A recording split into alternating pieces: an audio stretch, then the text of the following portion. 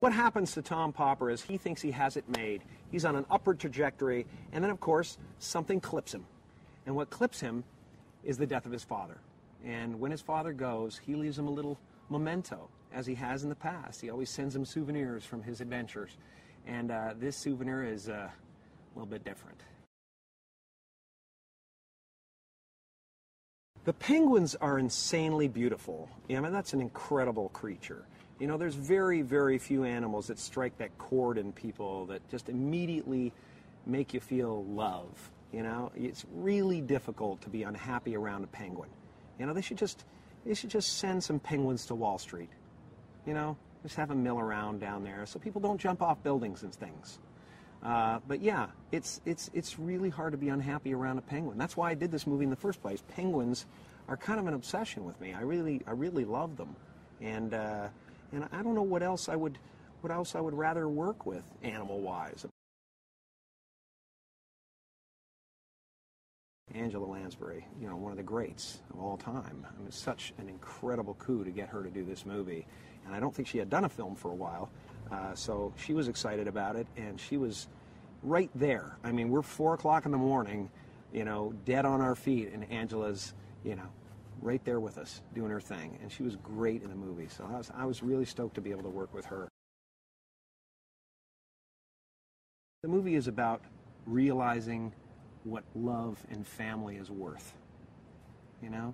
I mean, we can beat our head against the wall and try all we want to strive in every area of our lives and try to accomplish great things, but if your family isn't intact and your kids are running around not knowing, you know, how much you love them, you know, what is it all worth? You lose the game. The penguins make my life impossible in the movie, you know, thus destroying my trajectory toward greatness, interrupting my flow, and making me a real person. When life happens to you, when things happen that are uncomfortable, you know, at first it's always some unwelcome, you know, static. And then you realize, as you deal with it and you get through it, oh wow, I'm so glad that happened to me because it made me a real person. I think the movie is going to be really special. It really is. I think it's one of my faves. I think people are going to be not only entertained, but touched by it. Some of the locations on this film were really special. I mean, New York City is a fantastic place to shoot anyway. There's no bad angle in New York City. I mean, literally anywhere you put a camera is interesting and has depth and contour and characters, and it's just incredible.